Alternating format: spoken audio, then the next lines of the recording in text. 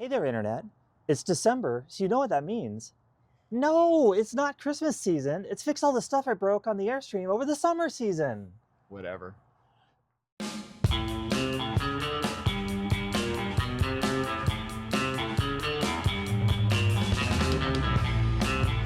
Hey, everybody. Okay, we are here with Rob. Some of you that have been watching the channel may remember Rob from a few seasons ago when Rob replaced our furnace for us in the Airstream.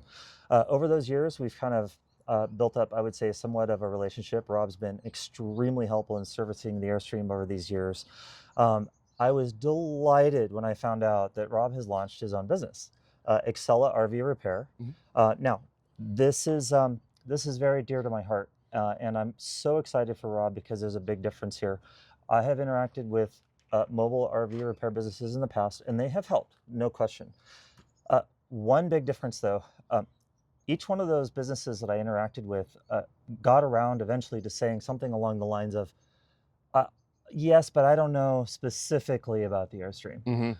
Now, Rob, as you may recall, you're specifically trained on servicing Airstreams. Yeah, years of experience. Years of it. You've been to Jackson Center, right? And Yep. You've been trained. Yep.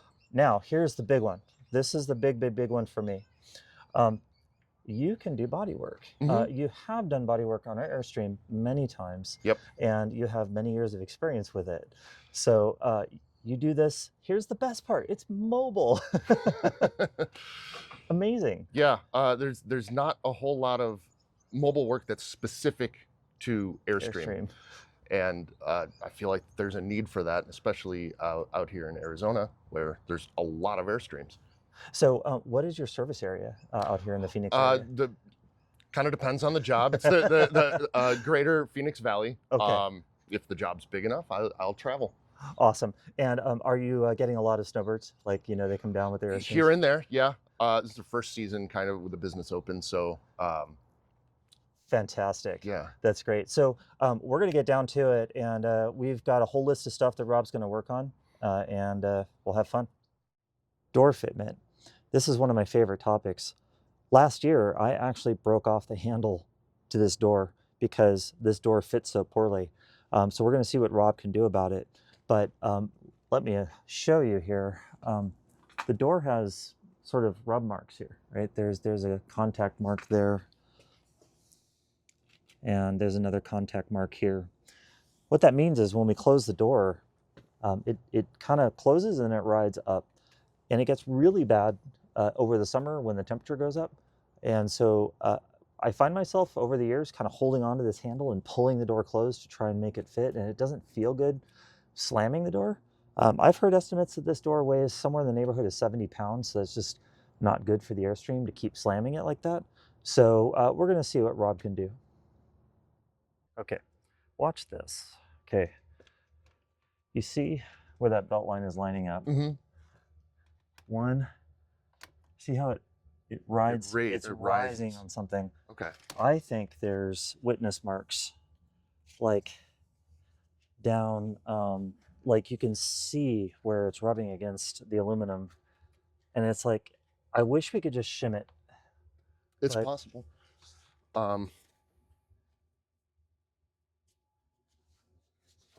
Let's see.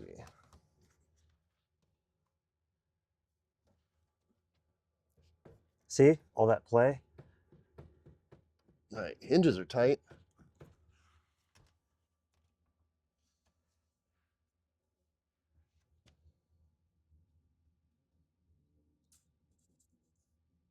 I don't know if I have any washers that'll fit over that washer in there. We'll stack that up so it's up higher in the hinges. Okay. So I can hit the Poe and get us. But they should be stainless. Okay. And I want to say that that's probably a 1/4 inch pin. All right. So Rob recommended 1/4 inch stainless washers, and I think it's going to do us. But yeah.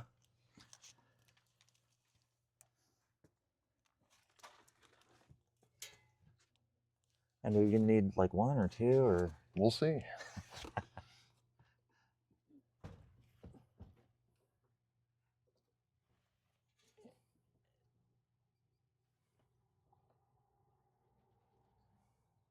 it's going to be one, isn't it? That's all we're going to need anyhow, I'm sure. Let's see if we can remove this one. I don't want to get it too tight. Yeah.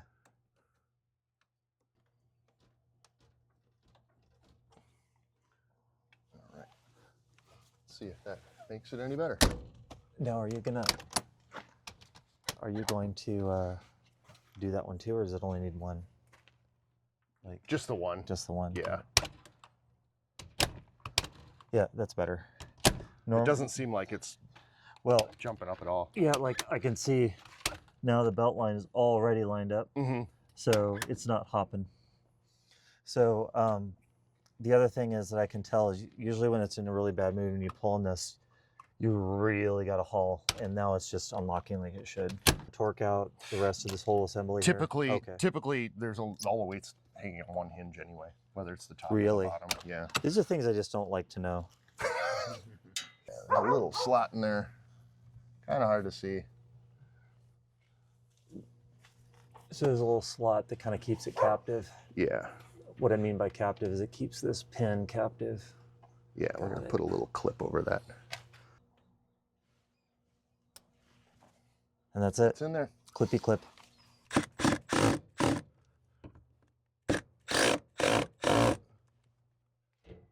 That's tight, but I love this stuff. That is blue, not red. Does blue mean you can take it back out if you want to? Yeah. Okay. The blue comes in a red thing. Yeah. There you go. Typical.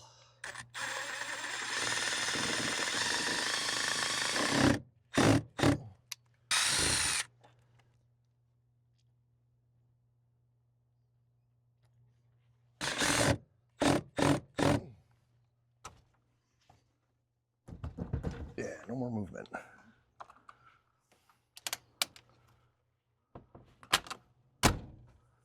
Heck yeah.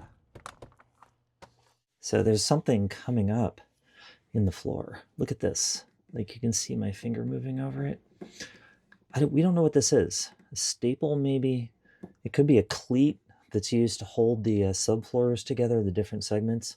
So Rob's gonna maybe do a little exploratory surgery here and decide what we'll do, and then probably have to find someone to also help patch the floor once we cut through it. Rivet shank. It's a freaking rivet shank. Perhaps. I mean, it's the right size.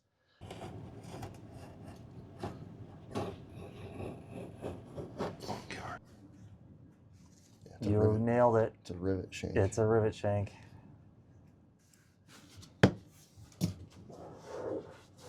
There she is, folks. Out it goes. And now you use this stuff to... Yeah. It's a two-part stuff.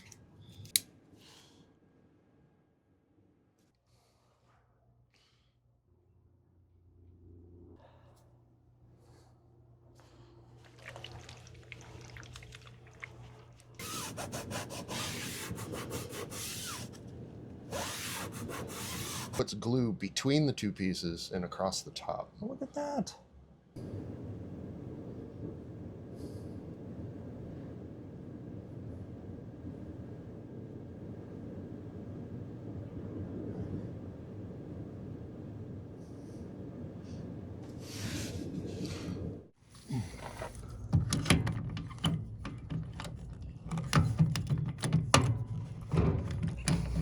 Not be anything.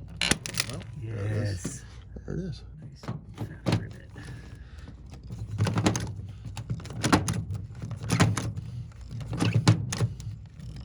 Is there a term for these, like belly pan rivet or just bigger rivet? That's broadhead. Broadhead. You know what kind of solar controller you have? I don't. Okay. Sun something. Oh, Sun Explorer. Yeah, that's all.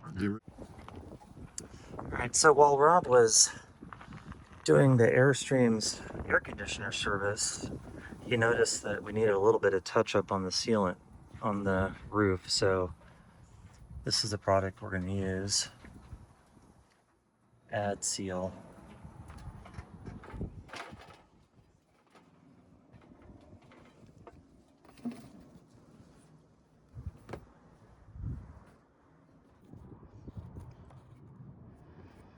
This is, best of my knowledge, never been redone. Okay. But, you know, now that I think about it, maybe that's not true, because we did have a leak, but it was up there by the satellite dish. So I took it into, I think it was Bay Area Airstream, and I was having trouble with the satellite dish anyhow. And so I told them about it, and they went up there and they said there's no lay flat around where any of those like feet hold up that little platform, that aluminum platform, right. where they come in and attach to the Airstream frame. There was no sealant or lay flat. I wonder if they went for extra credit and Just kind of sealed up everything here. I don't know. I mean, they didn't tell me they did that. I thought we just did the... Right, because what's under here, they don't look that bad. Okay. Or the used market becomes more valuable. Yeah. Fix them up, sell them. I'll just look at that. It makes me feel good.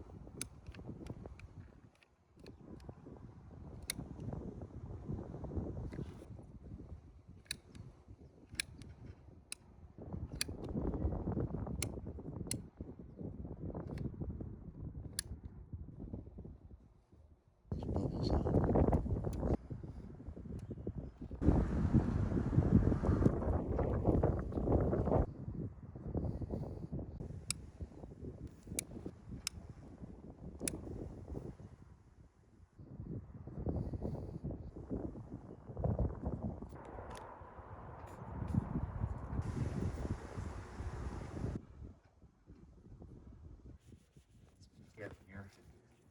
Working on a YouTuber's camper.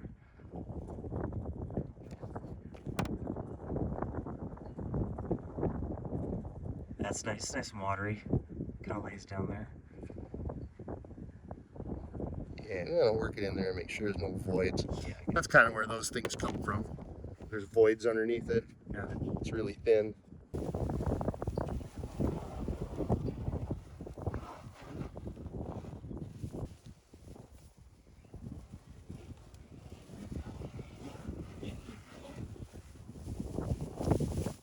Alright, so when Rob was doing the hubs a few weeks ago, and then I sat and edited up some video, I got a look at some of these bushings on the Airstream shocks.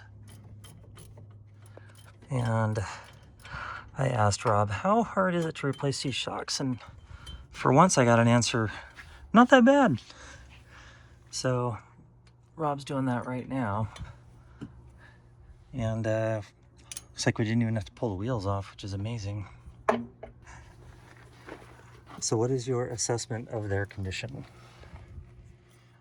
I see some weeping, but that could be road goo or... Yeah, could be the tire shine, however that's applied. But these bushings are pretty worn. They're trashed, yeah. Big cracks, you know, that hole's all wallowed out. So are these shocks the same kind of deal on a car? Like if they go bad, you can start getting cupping and stuff on your tires? It's possible, okay. You know, but really the axle's really rigid. Oh, okay. So I wouldn't expect that. I wouldn't suspect a shock if there was a tire issue. Okay, gotcha. It's really just more dampening going down rough roads. Got it. Oh yeah. Whoa, yeah, look at the bushing that's crazy, right? Like what it looks like when it's new. Wow. Holy cow. That one's just trashed. And for once, these parts weren't that bad to get? No, no. Okay. But these are, as I understand it, an Airstream specific part, not just They're made for Airstream, okay. yeah.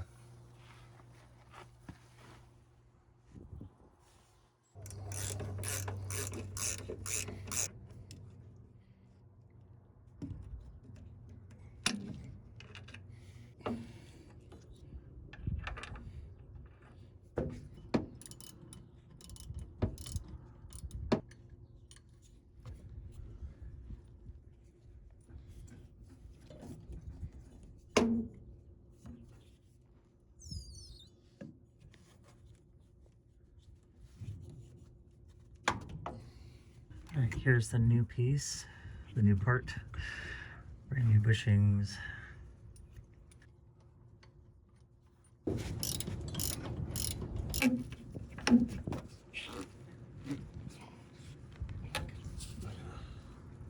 Gosh, for once, I mean, not a struggle. It's nice. I guess the fold with a foot trick.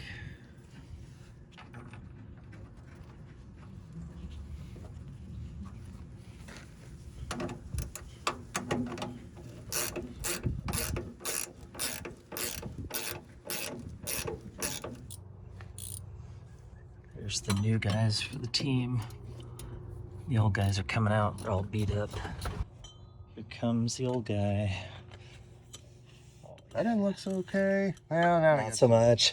The other side of that one doesn't look too good. Look at that. It's all, yeah. These kind of sit at a funny angle though. I was looking there. They don't go. Yeah, they're not. The points are facing opposite directions, and they're kind of off. A little torqued out. Yeah, it's like that's probably what this is from. So.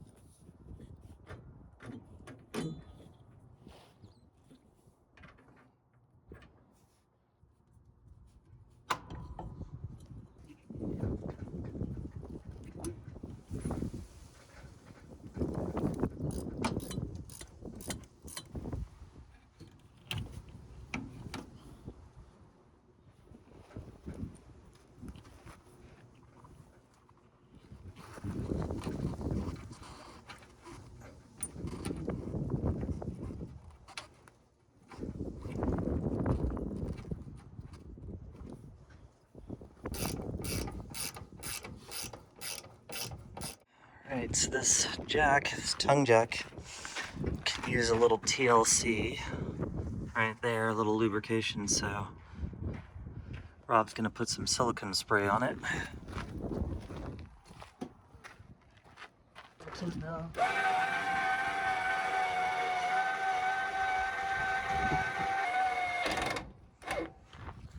Rob's gonna see if some brake cleaner will take this old goo off. Acrosol, $2,000. Oh, it's that really did a really good job.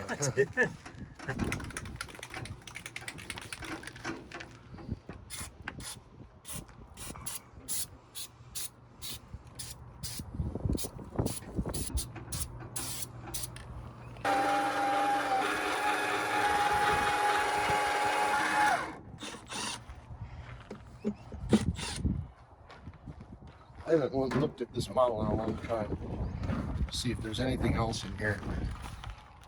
Looks clean. I mean, I see a little bit of weeping, but yeah, that's.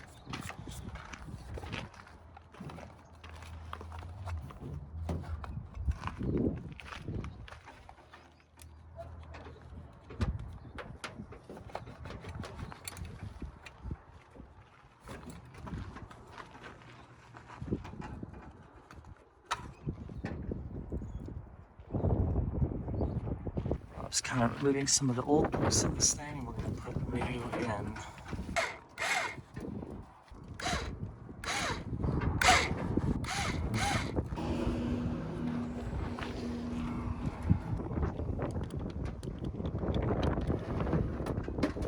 I think that's just clean.